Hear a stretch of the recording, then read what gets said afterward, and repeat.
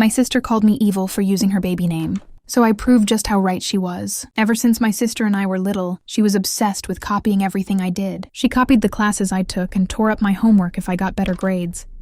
Then went crying to our parents, saying I destroyed hers. She stole and ripped up my exact clothes too, even when she already had identical ones, just so I couldn't have them. She even seduced and ended up in bed with my first ever boyfriend, even after claiming he wasn't her type. That one incident ended our relationship. We went separate ways after high school, and we even skipped each other's weddings entirely. Well, about a year ago, I made the announcement on social media that I'm pregnant, and somehow 13 weeks later, my sister made the exact same announcement too. The thing is, we still didn't have a relationship, so we didn't speak or attend any events. I had no idea if the pregnancy was even real or fake until I gave birth to my son Xander 1 week ago. I got congratulations from everyone, and then just 0 days later, my sister called me. First time in over a decade. She didn't say hi, hello, or anything like that. Instead, she started screaming so loud I had to pull the phone away from my ear. She started claiming I'd stolen her baby name, the one she'd allegedly dreamed about since childhood. That was a lie. She'd always said she wanted the name Kai. Coincidentally, the name I thought I'd want to name my son when I was younger. Anyway, my sister ranted for 45 minutes straight about how I calculated this perfectly just to hurt her. According to her, I was a pathetic copycat who couldn't have an original thought. So I had to steal from my pregnant sister,